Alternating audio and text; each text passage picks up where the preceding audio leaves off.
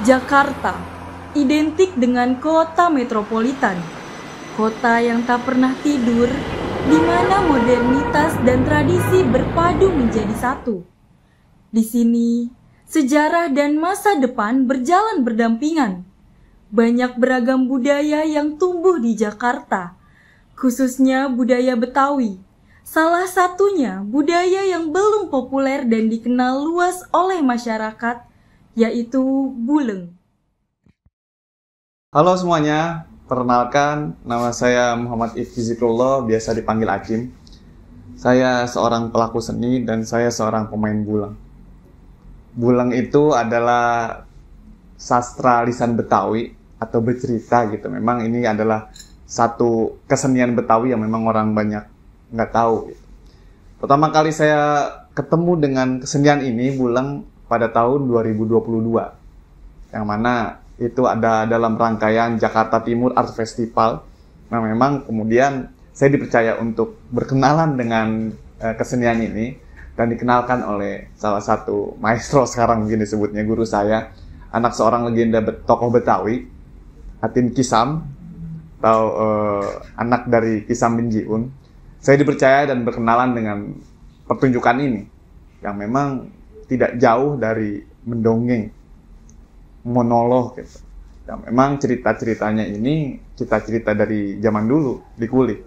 Dan mungkin yang tidak banyak orang tahu adalah kesenian ini seharusnya harus tetap dijaga. Dan saya sebagai pelaku seni ingin sekali untuk mengembangkan kesenian ini sehingga gampang diterima oleh generasi milenial, generasi Z, bahkan generasi-generasi yang akan datang. Jangan sampai kesenian ini putus dan hilang begitu saja. Karena ini harus tetap dijaga dan ini adalah budaya kita.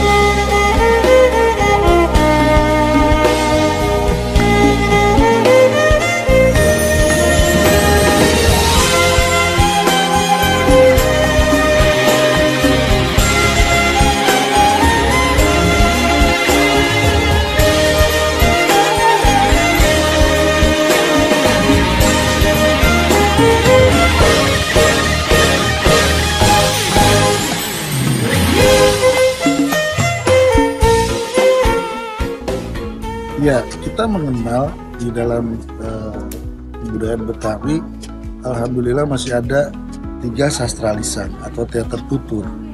Yang pertama ada Sahibul Hikayat, ada gambar rancak, kemudian ada bulang.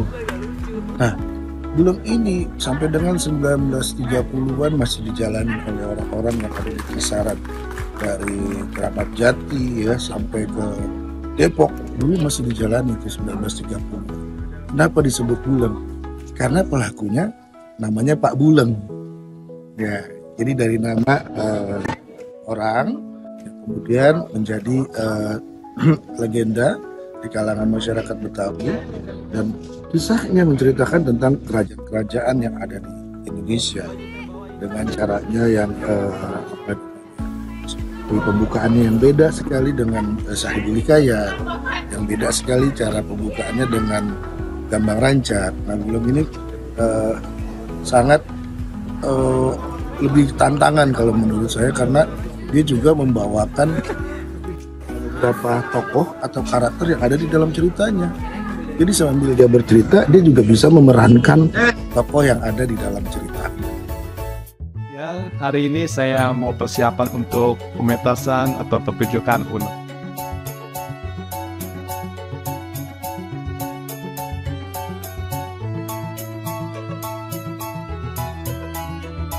Rangers atau Blizzard persiapan seperti dalam dan jaga Rapsi untuk menyampaikan ceritanya.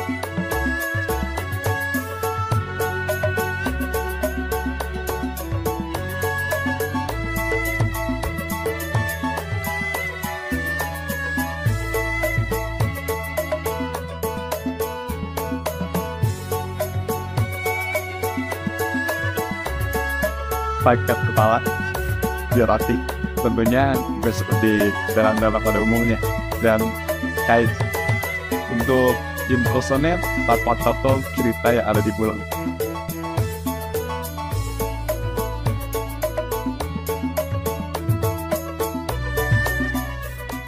Bulang sepertinya nggak jauh-jauh dari saya sebenarnya, karena orang-orang seperti saya pelaku seni, atau khususnya saya berawal di dunia teater, seni peran, ketika ketemu bulang ini kayak ini cocok banget gitu dimainin. Harus ada seni perannya, seni acting. Di dalamnya kita harus memainkan mimik wajah, intonasi suara, penghayatan cerita, intensitas penonton terhadap kita harus kita jaga. Itu sangat amat saya senangi gitu, dan sangat mudah untuk beradaptasi.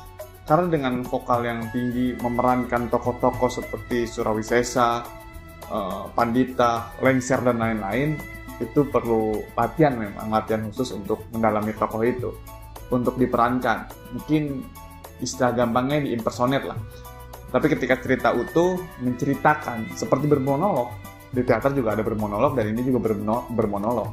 Dan kita step by step merasakan ini, merasakan proses berkesenian di antara teater dan bulang. Dan itu sama kok, sama dan tidak susah kalau memang pelaku teater yang sudah lama, sudah berkecimpung di dunia teater, kenal dengan bulang, itu sangat amat membantu dan gampang sekali untuk diaplikasikannya di penonton banyak.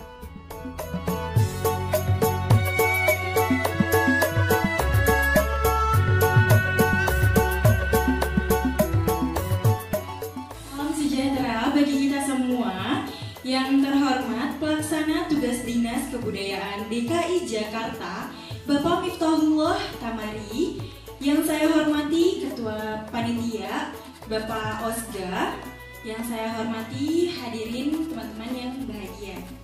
Untuk membuka acara ini, marilah kita bersama-sama menyanyikan lagu Kebangsaan Indonesia Raya. Di sanalah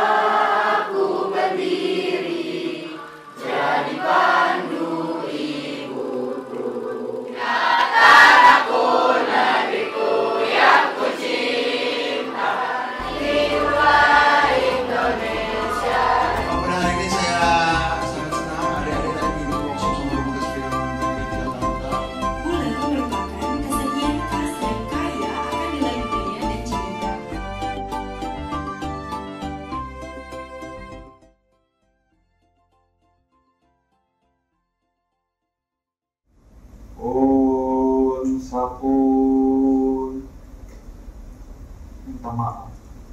minta ampun kepada Yang Maha Esa, Maha Kuasa, Maha Bijaksana. Maafin, maafin, maafin.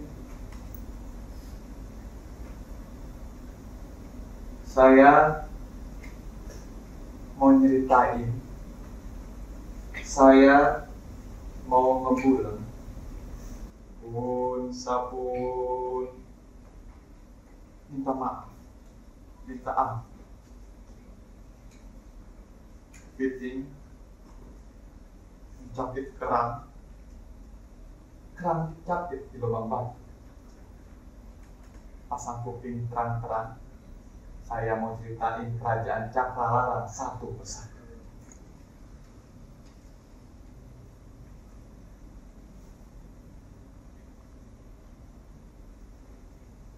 Dulu di tanah Betawi pada abad ke-16 atau pada tahun 1500-an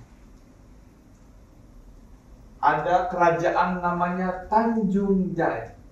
Kerajaan apa? Tanjung Jaya. Abad keberapa? 16. Tahun berapa? 1500. Ada seorang raja yang sangat dihormati, sangat disegani, dan sangat respect. Raja Cakralara namanya. Raja Cakralara mempunyai seorang putri yang cantik jelita, bersih, putih, tinggi, bahenol kata orang zaman sekarang. Kiranawati nama putrinya. Di samping itu, Raja Cakralara mempunyai kegundah gulaan hati. Galau kalau kata anak zaman sekarang mah. Nih, kerajaan Tanjung Jaya mau diserang sama pasukan dari Cirebon dan Demak buat nyebarin agama Islam. Pusing raja, bingung raja, bagaimana caranya ini pasukan dari Demak dan Cirebon nggak menyerang kerajaan. Karena seorang raja cerdik, pintar, cerdas, dia ingin mengawinkan putrinya Kiranawati dengan pangeran yang ada di kerajaan Pajajaran, Pangeran Surawisesa. Yang memang kebetulan Pangeran Surawisesa mempunyai kedekatan oleh pasukan Portugis. Lalu semua pandita, perwira, dan abdi dalam dikumpulkan di satu ruangan di kerajaan oleh Raja Cakralara. Diceritakanlah keinginan sang raja bahwa putrinya akan dinikahkan oleh pangeran dari Pajajaran, Surawisesa, dan Kiranawati. Dan pernikahan ini akan dilangsungkan selama 40 hari, 40 malam.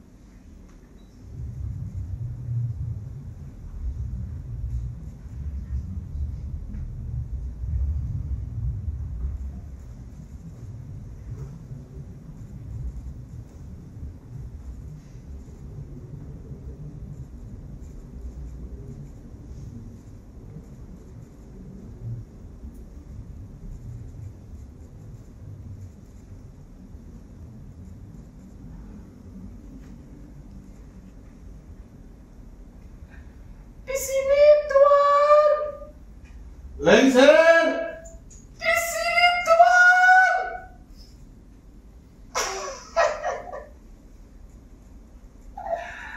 Bokere, sang raja mau ngawinin. Bokere, sang raja mau ngawinin. Ambil kebok panjang, ambil kebok pendek. Sang raja mau ngawinin. Sang raja mau ngawinin. Sorak-sorai semua masyarakat kumpul.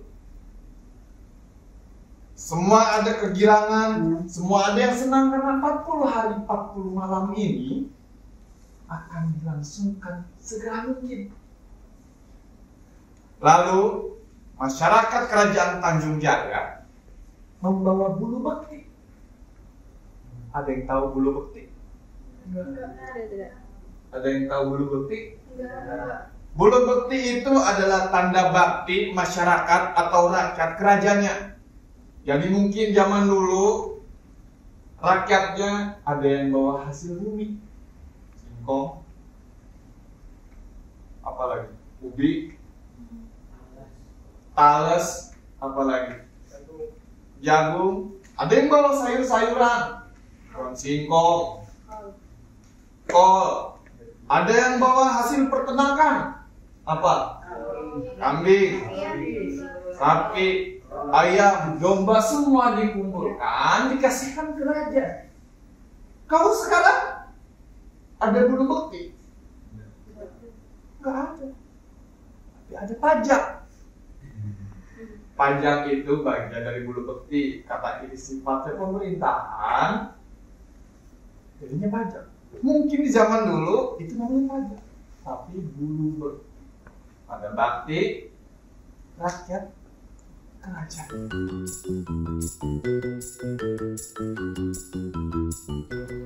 Buleng harus tetap kita jaga.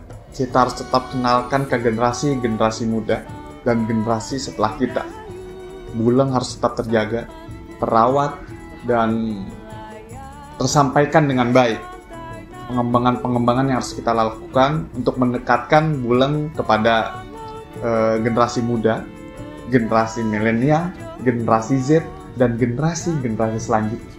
Ingat, ini adalah budaya kita, harus kita jaga, harus kita rawat. Dan satu, jangan malu akan budaya kita sendiri.